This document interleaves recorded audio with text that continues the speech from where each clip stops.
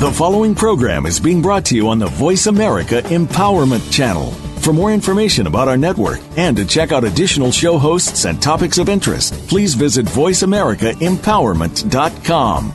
The Voice America Talk Radio Network is the worldwide leader in live Internet talk radio. Visit voiceamerica.com. The views and ideas expressed on the following program are strictly those of the host or guests and do not necessarily reflect the views and ideas held by the Voice America Talk Radio Network, its staff, and management.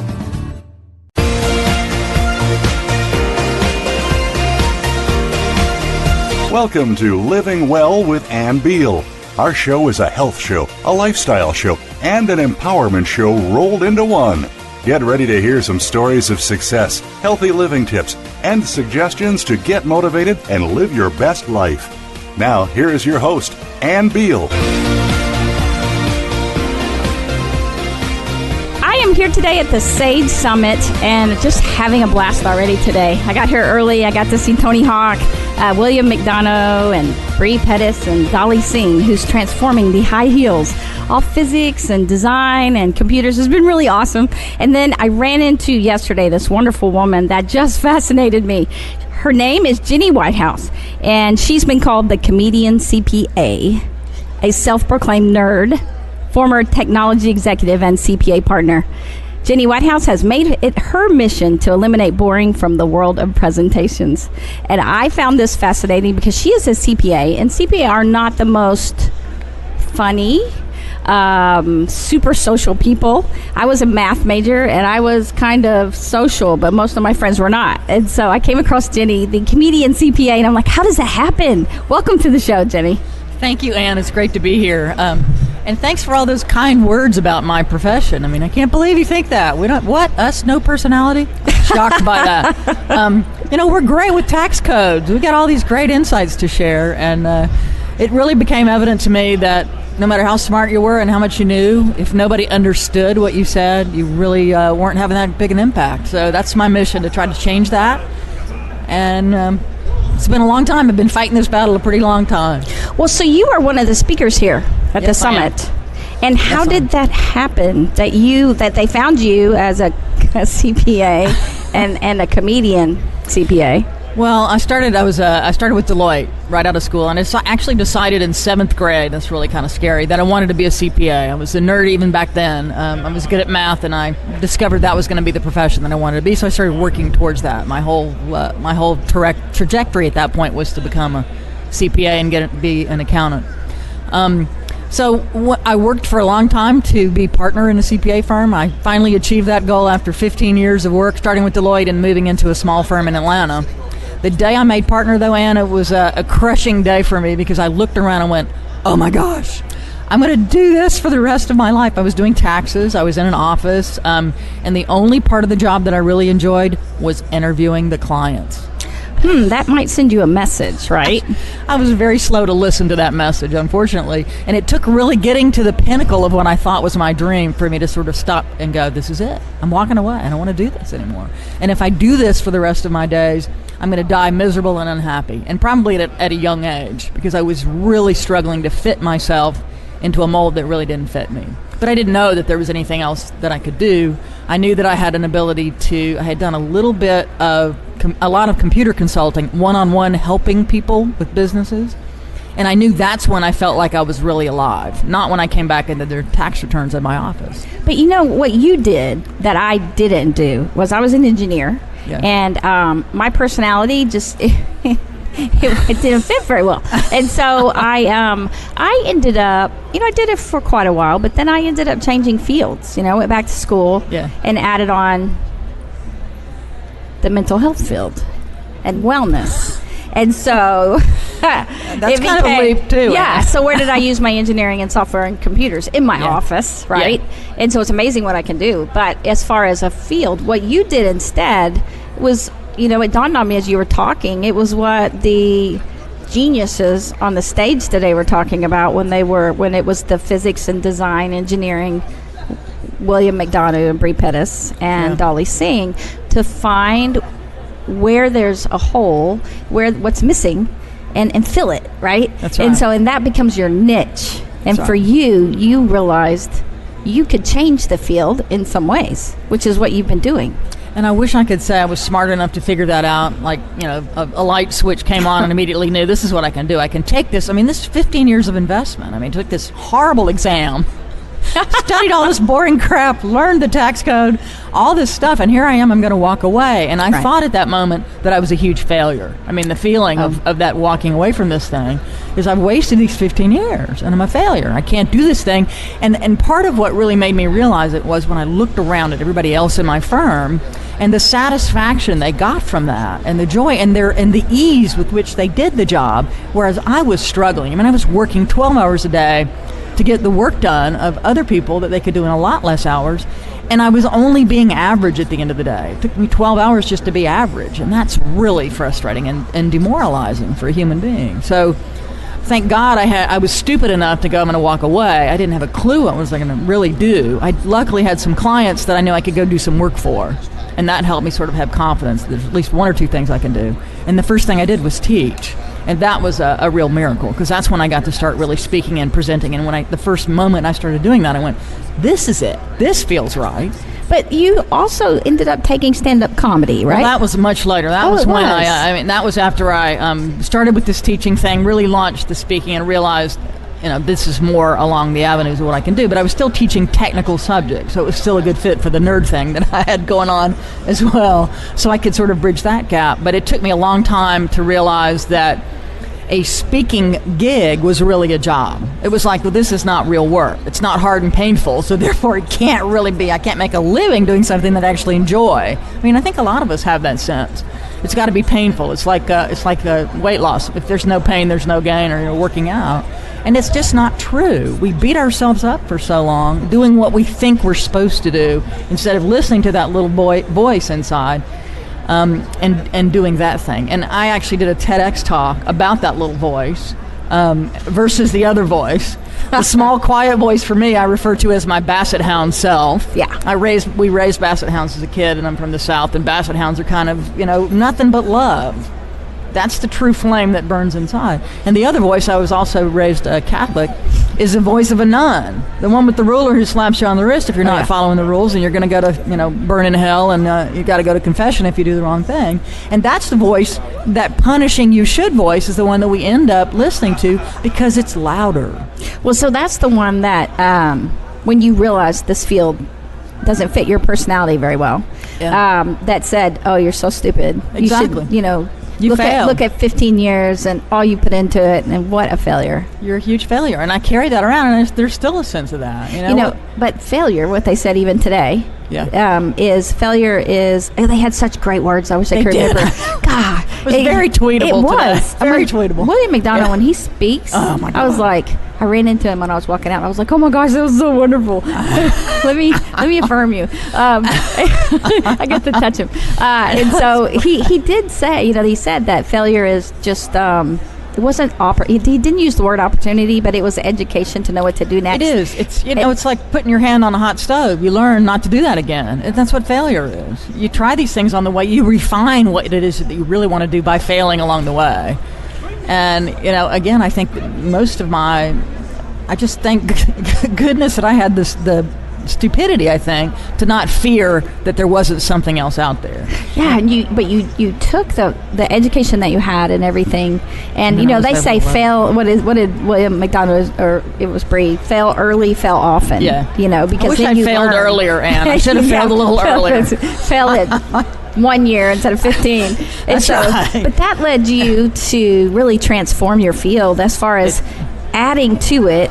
It's I hope making so. it. But the fact that you're here, and I thought first I thought CPA. Okay, you are at a software. You're the biggest company in the world, software convention. You're the thought speaker. So you transformed a boring subject of CPA and computers. Technology. It is a huge. I mean, look how big this place is, and everything that you do applies to it. That's right. And I think that's really the message for anybody out there. You might be in something that you don't enjoy. You might have invested something, but you can take whatever it is from that you can apply it in a different way. So it isn't that you necessarily have to abandon what you have or know or what you're good at, but it's looking for a different angle. And again, I didn't really know that I had to kind of get there along the way, and it took some major slaps in the face or the head for me to really go, this is where you need to focus. You really need to become good at it. You need to invest in it like you would in anything else. And I had been reading. I mean, I've always been a reader, and I've always been trying to self-improve. There aren't enough self-help books, unfortunately, for me to get there. But I'm still trying to get organized, and I can't find the book. But, that's one of those things you can only read so much. At some point, you got to do it. But the investing in the thing that you really want to do and figuring out how to be the best at that, and that's the difference. And that's when I took stand-up finally, when I realized that I could, and I knew I wasn't that funny, but I knew there was a process there somewhere. There was something that I could learn, and it's really the process, understanding what the moving parts are, that helps make a difference. And that training really lifted me from a wannabe speaker to somebody who knew they could. The fact that I could do that gave me the confidence internally. Yeah, but how many people choose, I think I'll go take and where do you go to take stand-up comedy? Only the freaks of nature do that kind of thing. I mean, this was so cool. And I figured it out. It came very clear to me at my dad's funeral. I was delivering the eulogy for my dad, who had passed away suddenly. I was standing there doing a comedy eulogy for my dad, and I just talked about all the weird things that my dad had done, and talked about him and told the story of his life from my perspective using comedy. And in the middle of that, and it's really kind of sad that I'm so in the middle of this eulogy, really I'm good, going, actually. I need to take stand-up comedy training. I need to get good at that. This matters. This comedy communication connection is a way to relate to human beings, and I hadn't made that connection. It's valid. It's not just funny for entertainment, it's for connecting to people. So how's it work? People respond really well. One of the things that I found out through this funeral experience is the line between comedy and tragedy is a very small line.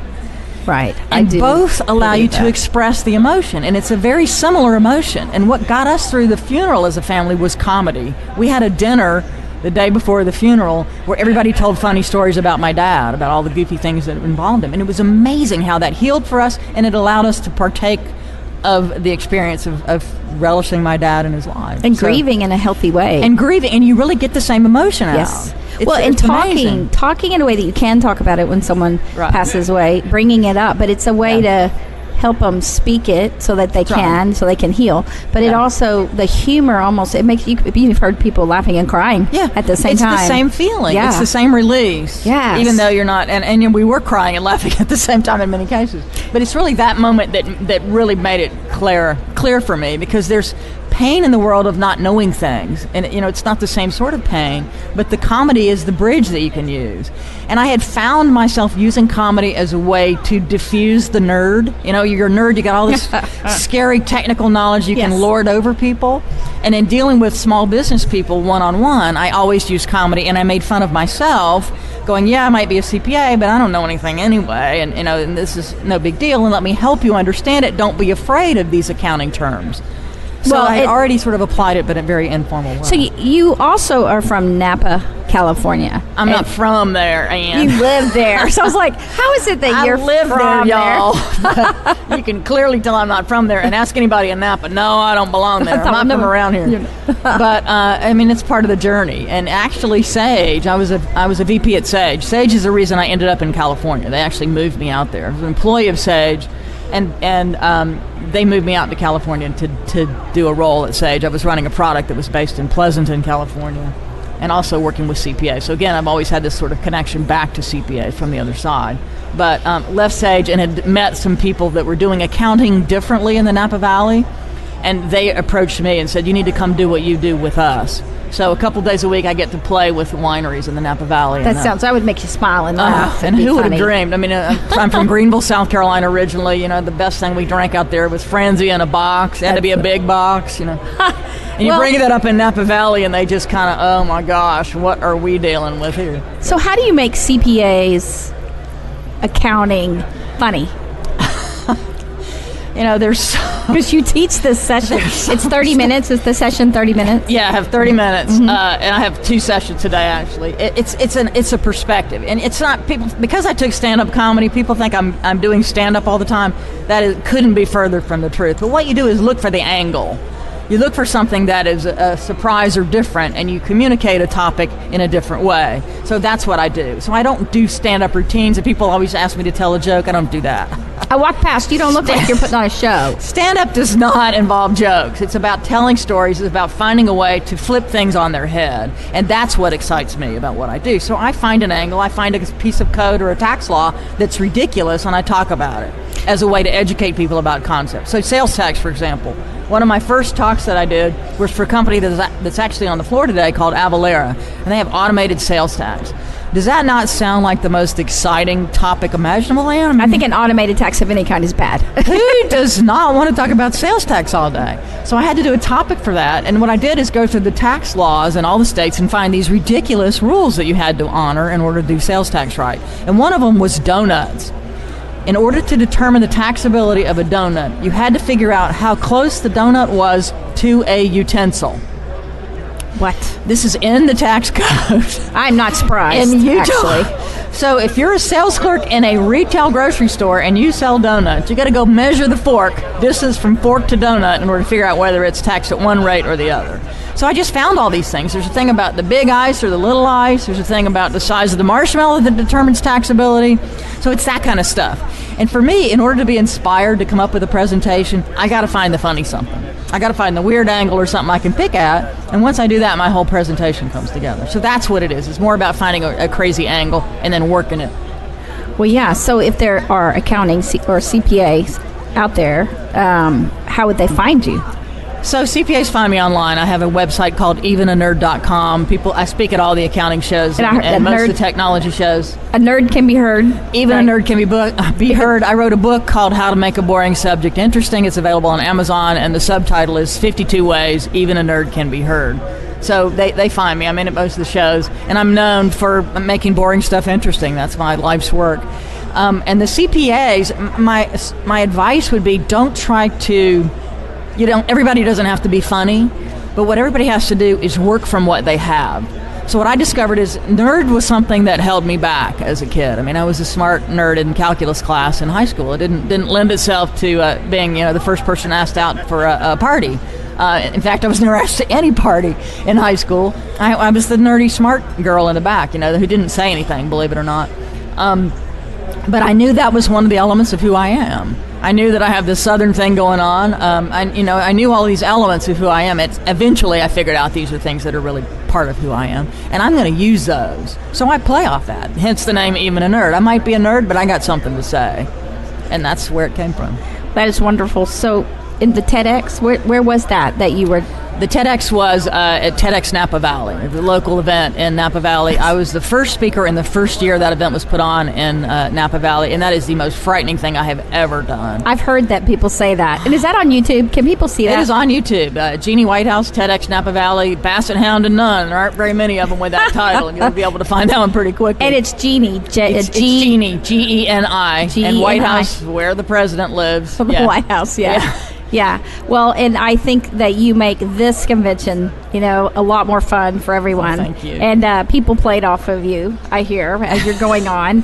and they do make it fun here at Sage. I was at a session last night, and they kept applauding on one side of the curtain, and on the other side, whoever was speaking over there, all of a sudden they started yelling, and then our speaker was like, yell louder, yell louder. So we all started yelling. It was hilarious. I thought a bunch of professional people who were acting crazy. Yeah, competitive speaking event. It's a whole new thing. That's exactly what they would call it. I just thank you so much for taking time and coming over and letting people know such a thing exists and that you can help. Especially, I have friends that are CPAs, and there is hope. There's hope. There's hope. But also for them to find comedy and joy in the middle of the detail that they go in. That's right. And they have a lot of stress. They do. And that helps them with the stress. Yeah. So thank you for being on Living Well. My pleasure. And if you want to reach me, just email me at ablivingwell@gmail.com or give me a call, 817-501-1638 at Life Solutions Wellness Clinic. Have a good day and live well.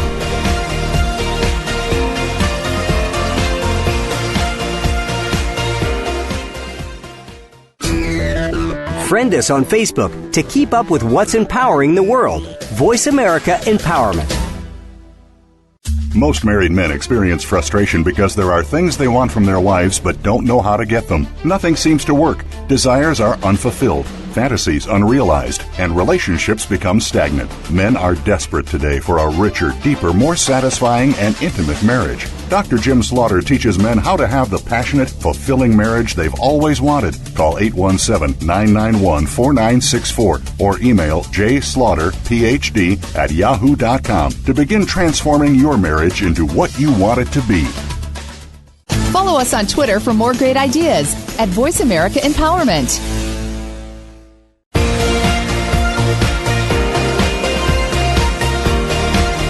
You are listening to Living Well with Ann Beal. We'd love to hear from you with comments and questions about the show. Please send us an email to ablivingwell@gmail.com. That's ablivingwell@gmail.com. Now, back to this week's show.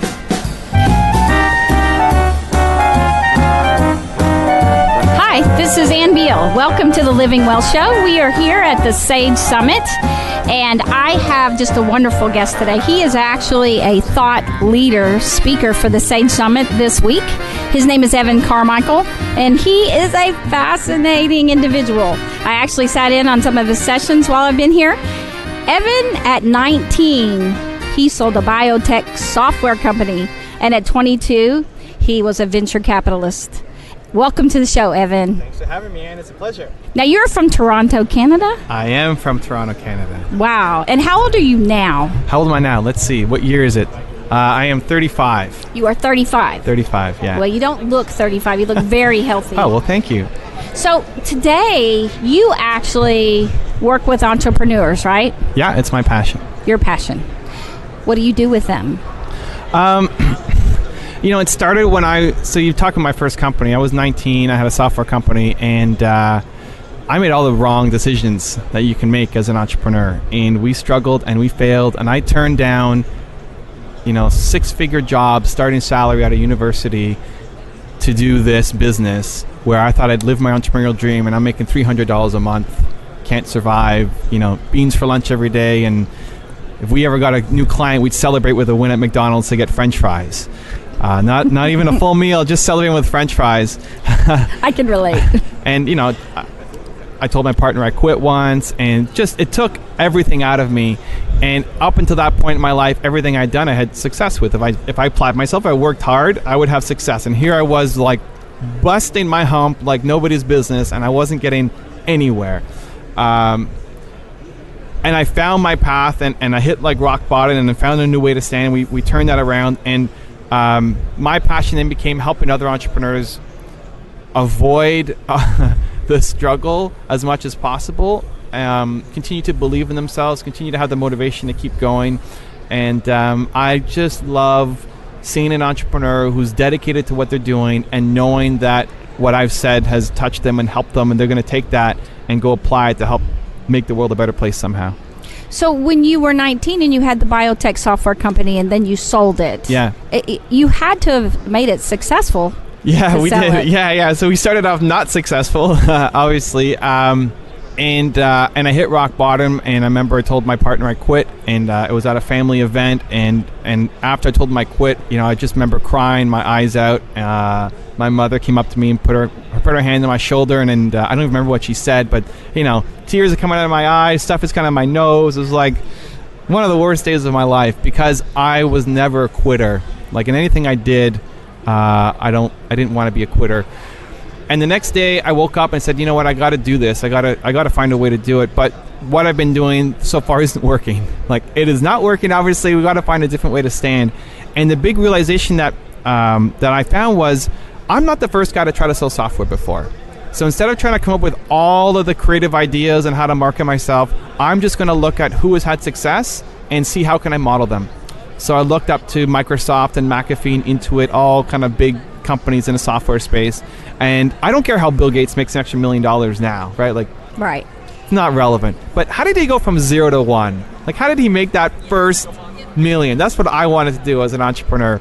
And so I started researching these famous entrepreneurs who were in my field and learned their early success secrets and started applying them to my business. And Microsoft's one was partnerships. They always made partnerships to get into new businesses. Their big one came with IBM, where every IBM computer shipped Microsoft software. That was what put Microsoft on the map, that partnership. But Microsoft is already a $7 million business when they made that deal with IBM. So that's not a huge company, but that's not a nothing company. I would take a $7 million business. I'd be good with that. And how did they get to $7 million? Partnerships with other companies, smaller companies. And so I started applying that strategy to my business, and within a month, closed my first deal, which was $13,500, which isn't a lot of money. No, but it is for you where you were. Yeah. For a guy making $300 a month, $13,500, I felt like I won the lottery. It was such an amazing day, and looking back on it, it's just, it still, makes me happy. And more than that, I had a strategy to now do more of those kinds of deals, right? So I closed other deals and built our business. And we started landing NASA as a client and Johnson & Johnson as a client. We had customers in 30 countries, and we started to grow and got recognition in our industry. And eventually kicked up so much noise and started growing so fast that we got acquired by California-based business. And so that became this rapid path to success, mostly by just following what worked for Bill Gates at Microsoft, and a strategy that I hadn't thought of myself. And now, whenever I'm looking at new ideas, I always try to think, who can I model, right? Like, who can I model to have success? If I wanted to start a radio show, I'm going to look up your show, right? Awesome. I'm going to be following and learning the tricks, because you don't want to try to create you can't come up with all the ideas yourself. And so if you can model what's already worked for other people, you're learning from their decades maybe of mistakes and avoiding them to have success yourself. And so that message, I just stumbled on, right? I was never taught that. My parents were entrepreneurs. I didn't have an Uncle Joe who had a business who could teach me. I didn't learn anything in school about entrepreneurship. And so I luckily stumbled on that by just being at my absolute worst day of my life.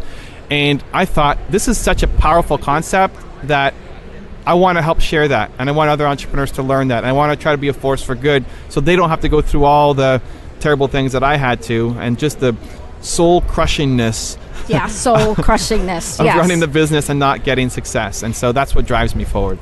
Well, and yesterday I sat in on your session, Haters Are Gonna Hate. Yeah. And it was social media, when you get a bad review on social media for your company or your business. Right. And it was truly phenomenal, all the things that you had, but it was very simple, the steps that you take. And you've been there, apparently. Yeah. I can just assume that. No, I've got a lot of haters. Haters are going to hate. Haters are going to hate. And, one thing I found is the more you are on a path to do something big, the more you want to try to have a positive impact, the more you're going to get people who love what you're doing and want to be a part of it, and the more you're also going to get people who hate on you. And these are people who don't like their own life. They don't have a positive upbringing, and they just lash out on the world, and they've attached themselves to you. I like to think of entrepreneurs as gladiators. We're gladiators. We get up every day, we train, we fight, we go to the ring, we take on the competition, we get our cuts and bruises and scratches, and we get back up another day and we go fight. And we're often in the public arena where people can judge us by our mistakes and our success as well. And I see the haters, I call them the little man. I see the little man as, he's the guy up in the audience. He's coming to watch the fight, and he'll boo you when you make a mistake, and he'll tell jokes to his buddies, and he'll throw tomatoes at your face because he's too afraid to go live his dream and get in the ring and do something powerful for himself. And so instead of doing something great on his own, he's going to try to tear down other people who are trying to do something great. And the sad part is, a lot of that little man mentality holds people back from doing great things because they're worried how they're going to get judged. Right. And they operate out of a space of fear instead of trying to do something really powerful and positive. And so there's a number of strategies on how to deal with the haters, how to deal with the little man. You also have to deal with the internal little man, the guy in your head saying, don't do that, play it safer. And I believe that really holds a lot of people back from doing great things with their business and their life. Well, this morning, did you go to the early session, the keynote? Brandy. Awesome. And from Lolly Wally, she was a she's a clothing company, right? Yeah. She was saying that social media is how they built their business, but social media can also be heartbreaking when people lash out at you. Yeah. When you're trying to run your company, you've got to make some business decisions, like if someone's just not working out and you have to let them go. Yeah. But especially in a small town like her, they would lash out and try to destroy them through social media. Yeah. And so she was very authentic when she was talking about it being heartbreaking. Yeah. The one thing to keep in mind is that you will have way more supporters who are silent than you will have haters who are this tiny minority of people who just make themselves heard. On my YouTube channel, as an example, I showed a slide yesterday where I took the past 28 days of stats, and we had like 20,000 plus thumbs ups on the videos and 400 thumbs downs on the videos. So already that's a huge gap. Yeah. And then if you look at those 400 thumbs downs, you're going to have like 1% of them, maybe 4 people who are really like vocal and, just want to try to make people's lives miserable. And so it's such a small number compared to the people who love what you're doing. And, especially if you're trying to do something powerful and good and positive. I believe most entrepreneurs are on a mission to not just make money, but try to have an impact and provide for the community. And it's hard to keep that. It's hard to keep all the good things in mind. Like you can pass over 100 great comments, and there's that one comment that just sticks in your gut that person kind of attacked you, and that's the one you go home thinking about, and you push away all of the great stuff. And so it's constantly reminding yourself that, hey, we're doing something important, and you will never get no haters. The only way to get no haters is to have people not care at all about your business. To not make an impact. Zero. It's apathy. Yeah. So you don't want haters. You're not gonna have any supporters either. And that's another problem a lot of entrepreneurs face, is that they're so worried about haters. They're so worried about sharing their opinion that they play it safe. They're like a political candidate who doesn't want to offend anybody, and as a result, nobody cares. And you get no reaction on the tweets you're putting up. No shares. No thumbs ups. No referring people. You get no action, and that's actually most entrepreneurs. They get zero engagement on their social channels because you're not giving them anything that's worth engaging with. Your T-shirt says Evan Carmichael, believe. Yeah. And you've got such an incredible presence about you, and you're such a happy, jolly person. The session was so enjoyable with both of you guys that taught it last night. What other sessions are you doing here at the Sage Summit? I'm doing one later this afternoon talking about building a customer-centric organization. So how to focus on making sure you listen to your customers and build a business around it.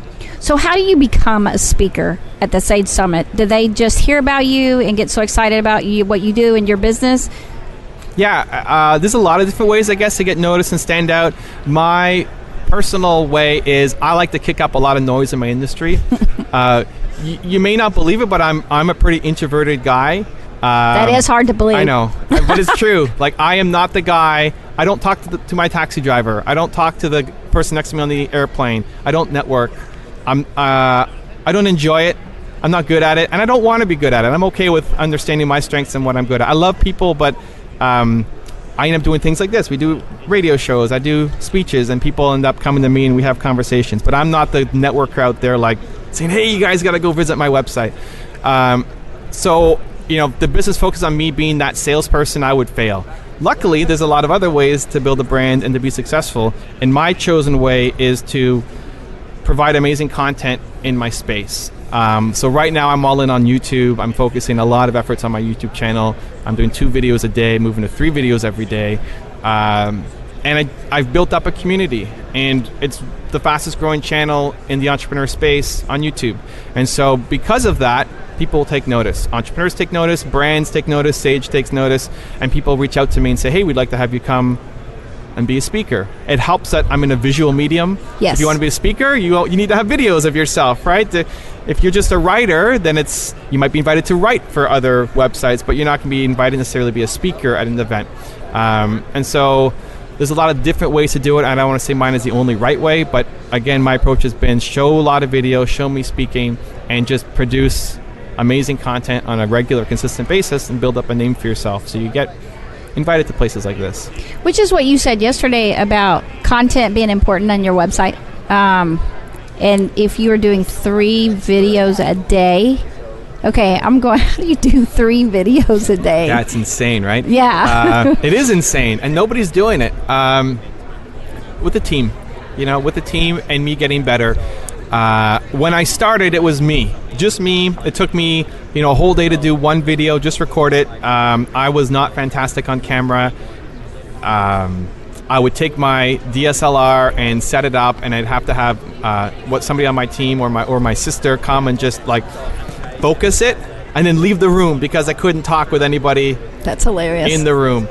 And so I got better, right? I've done 2,500 videos now. Whoa. And so with practice, you get better. Like your radio show, I'm sure the first one isn't as good as you are now. And so anything, entrepreneurs expect to kill it on the first try, where it's never the case. You want to ride a bicycle, you want to learn French, you want to be a good speaker. You will suck at the start. That's part of the process, and you continue to get better and better and better with practice. And so don't have these huge expectations on yourself. So I started off sucking, making one video a month, and then it became one video a week, and then it became a video every day, and I hired an editor because I was making some money from the channel. We love our editors. I hired an editor to help me because I realized my talents are not best spent editing. If I could be more in front of the camera, that's where I enjoy being. And so at the start, though, I did it I'm a believer in bootstrapping. I don't go out and get money to spend on things. I could have done that. I could have got all the gear, hired all the team, and then realized, this isn't for me. I don't want to do this. And then you're sitting there with, a garage full of gear. And entrepreneurs do that. I'm going to start a t-shirt company. So they go out and they buy all these t-shirts, and it sits in their garage or sits in their closet. So I'm a huge believer in starting small and building up. And so it was all me at the start. The first person I hired was an editor. That let me move to a video per day. And then the second person I hired was a researcher. So again, that freed up my time in researching and allowed me to do more work. And that was a part-time researcher. That let me do 2 videos a day.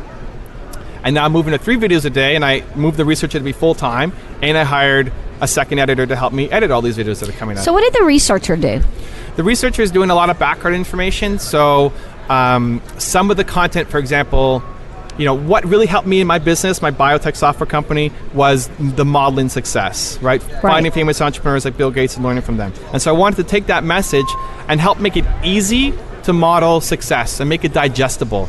Because right now, if you wanted to model somebody's success, you're going to have to buy their book and read the whole thing and take out the 10 things that might be applicable to you, or maybe you come to an event, or you pay for coaching or whatever. But instead of having to read an entire book, I wanted to take some of that content and distill it through my eyes, as my lens on that person, and share those lessons in kind of quick bits for people.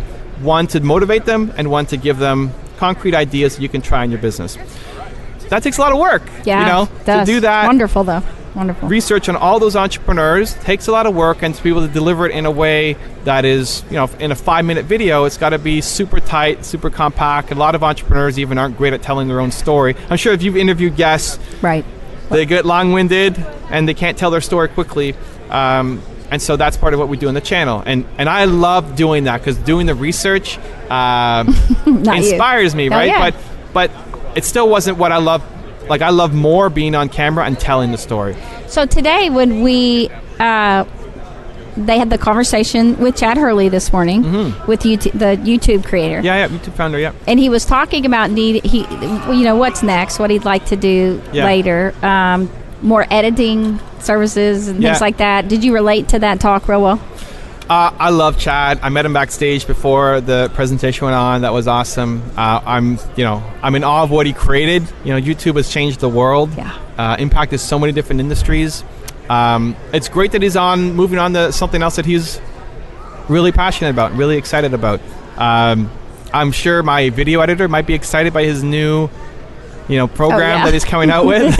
I think it's great for people who aren't editors, because it's just becoming easier now to be able to edit your own stuff. It's a limiting factor for a lot of entrepreneurs, where they feel like, I want to be on YouTube, but I don't know how to edit. And so anything that makes that easier is fantastic.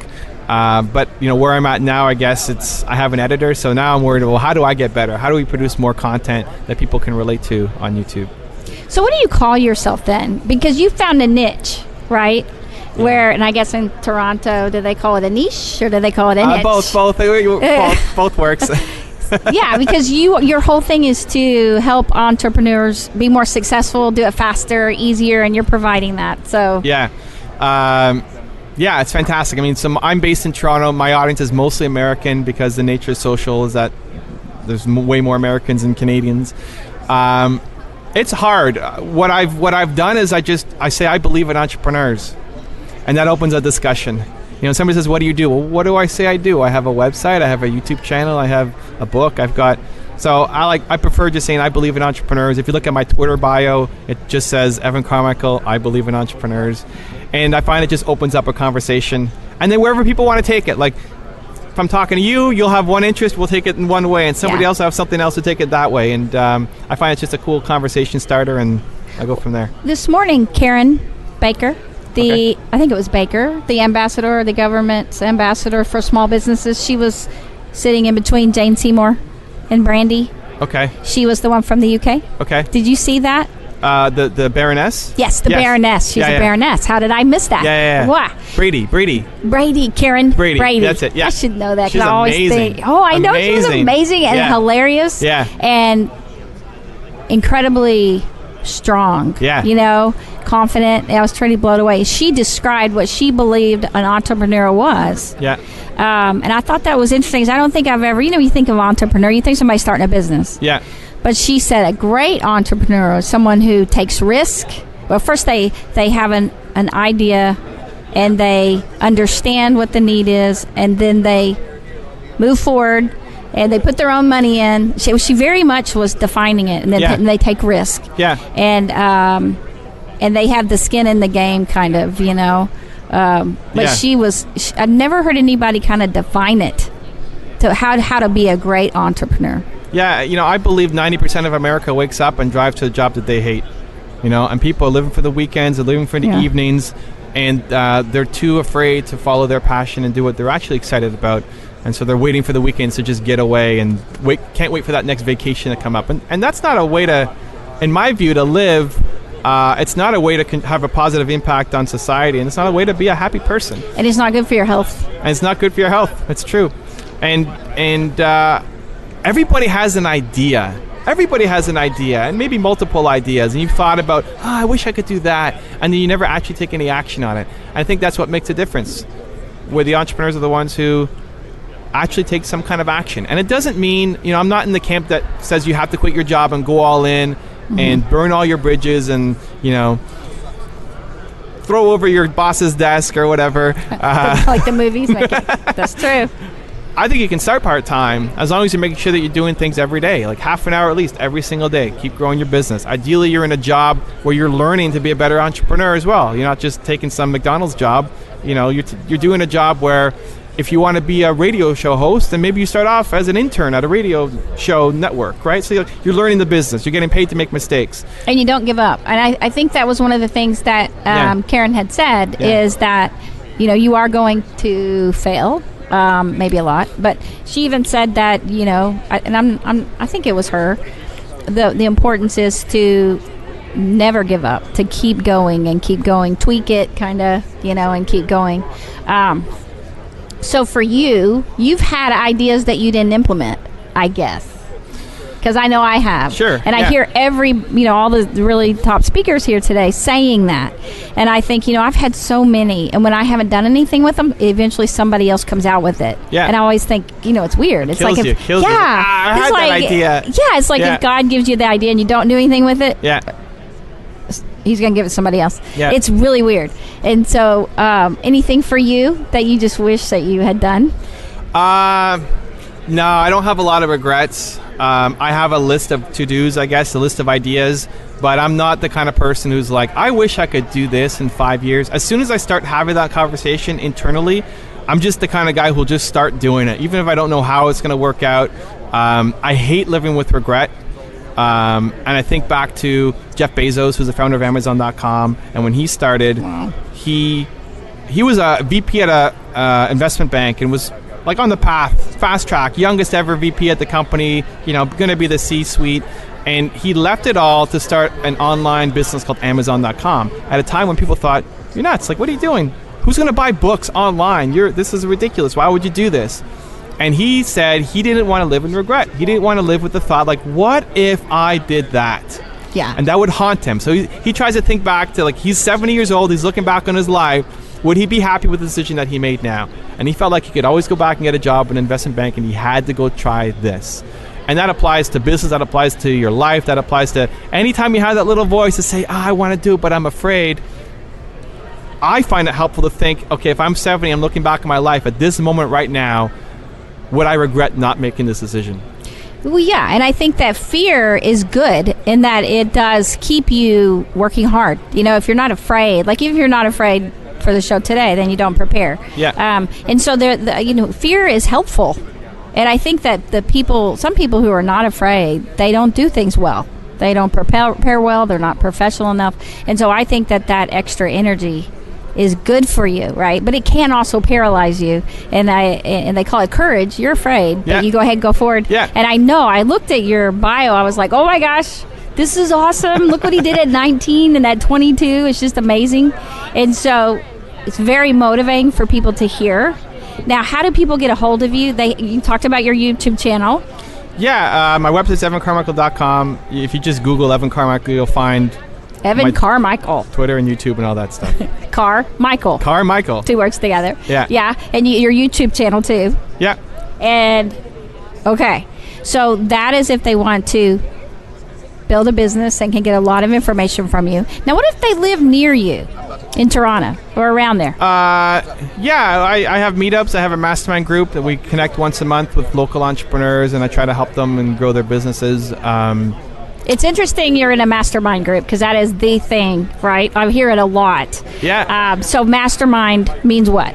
Mastermind is basically acknowledging that you don't have all the answers, and you want to connect with like-minded people who share a similar vision to you of wanting to have a positive impact on the world, but not pretending like you know the answer to everything and every question, and so getting together on a regular basis and helping each other out. That is wonderful, and thank you so much for listening to Evan today. If you would like to know more about my show, go to our webpage at voiceamerica.com. Living Well is the show, and I'm Ann Beal, or you can email me at ablivingwell@gmail.com, or you can go to facebook.com/voiceamerica. Thanks for listening in.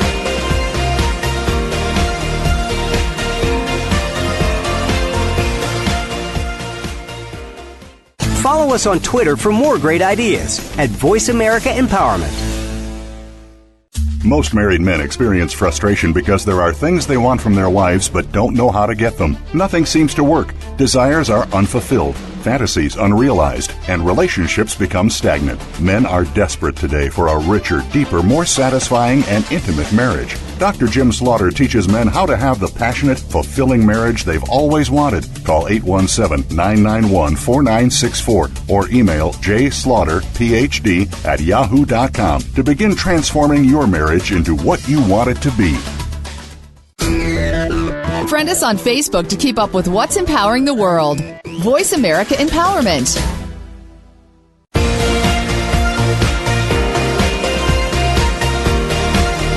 You are listening to Living Well with Ann Beal. We'd love to hear from you with comments and questions about the show. Please send us an email to ablivingwell@gmail.com. That's ablivingwell@gmail.com. Now, back to this week's show. This is Ann Beal with Living Well, just coming back at the Sage Summit. I have Dr. Barbara Young here with me, and she will follow me once I'm done today. We were talking about the session this morning, the keynote speaker, Tony Hawk, and William McDonough and Bree Pettis and Dolly Singh and Matthew Weiner, and who else was there? Tony, Skateboard King. I don't have his name, but Tony, Skateboard King. So you say you got to see the whole thing? You didn't have to rush off. What was your favorite thing about this morning? Because you were in there with me. I think my favorite thing was the exchange and dialogue about change, and more particularly from the perspective of making this universe or the world environment, rather than destroying it, but how ways that we can absolutely utilize the resources that we have to make it better. So I was very intrigued with Bill's stories of how he has changed the landscape in India for people. I know, it was amazing. And why we can't seem to incorporate that with diversity. And I like the way that he talked about diversity and the things that we need to be aware of in this country and how we can make change. And I think that's the important thing. Also, from Dolly Singh, I heard her talk about, and what resonated with me was excellence and what to look for and what she looked for in terms of who would work for her. And the thing that struck me is it's so true that if people aren't excited and feel good about what they can do and what they can offer, why should I be excited about you? Yeah, she was talking about how to hire somebody. Right. That if you don't think you're awesome, why would she think you're awesome? Right. And then also, if you are not excited every day to get up and go work with this person, and to think about that when you hire somebody, if you would work for them, then hire them. If you would never work for them, then don't hire them. Right. But yeah, I loved so much about, and they all blended so well together. They very well did. I liked Bree's comments about, again, working with people, friendliness. He talked about friendliness and relationships, making friends. And friends, that's so important. And what he wanted to do was to celebrate that, make friends. And this is talking about businesses, when you're working with people to develop friendships and relationships. And they even took it as far as combining with Bill McDonough, is it city life, the where people live, more friendly, accessible, so people can build relationships together instead of be divided. Right. And then, with Bill talking about making water from air, and so they grow plants on the ceiling and they grow plants along the walls, and people may see the air being made to water the plants with. And then you think of a friendliness. It was like, he was talking about doing that in India and doing that. And I'm thinking, why don't we do that here? Well, I get one statement I could say out of all of that this morning that I heard is that making the impossible possible. Yeah, they said unless it goes against the laws of physics, it can be done. It can be done. And it's just hard work to figure it out. And I, with my show being Living Well, I felt like, oh my gosh, I got to get these people on. I mean, it was just, didn't you feel good? I felt very good. They made us feel well, they're nuggets. And the thing that I'm very glad I'm here at the SAGE conference, and that is the takeaways, and to be always open to learning from others. I think so many people get so inculcated with their own ideas and they don't want to step out of the box and learn new things and be open for new ideas. And as we segue into the second session, because I know we don't have a lot of time, Ann, is that when we talk about creating a fan base, and I kind of said this earlier too, that we're in the age of technology and communication so fast and so rapid, it's changing like this, that to be aware of distinction between criticism and haters. So that's the one line lesson that I think we need to be aware of, to make that distinction of criticism, which may be valid, of your fans, but to hear them, to let them know that you hear them. I think that's so important. They talk about the importance of everyone everyone has a voice, and when you let them know you've heard them, it just really makes everything okay. And that was very interesting, and I think it built on so much of what we're hearing here about criticism, or when you have fans can point out things that they didn't like. Right. But a hater is not a fan. No. It's somebody who doesn't like you, and so they try to destroy you, versus making a criticism. So yeah, I really enjoyed that session too. It was just so different when with William and Bree Pettis and Dolly Singh. I don't know if they've even ever met before. No, they hadn't. They are very huge in each of their fields. Right. There's the 3D. And I think it was kind of sad because I think Bill said, "I'd like to get to know you better." You could just see he them. Talked about one of the things I'd like, if there are three things I could do, I'd like to get to know you better. Right. But and there are three different companies. You saw them building relationships on stage. Yes. And that they were talking about the bromance that was happening between Bree and William. And so it was just all so wonderful. And I wanted you to sit with me because I know we were both in there just chat, so we could share that with you and our wonderful experience. Thanks for listening to Living Well today with me from the SAGE Summit. Thank you. Thank you. It's my pleasure.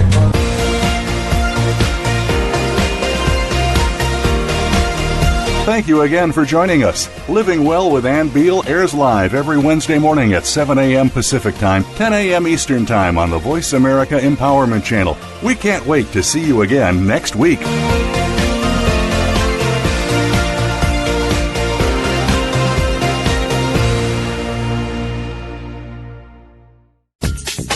Thanks again for listening to the preceding program, brought to you on the Voice America Empowerment Channel. For more information about our network and to check out additional show hosts and topics of interest, please visit voiceamericaempowerment.com. The Voice America Talk Radio Network is the worldwide leader in live Internet talk radio. Visit voiceamerica.com. The views and ideas expressed on the preceding program are strictly those of the host or guests and do not necessarily reflect the views and ideas held by the Voice America Talk Radio Network, its staff, and management.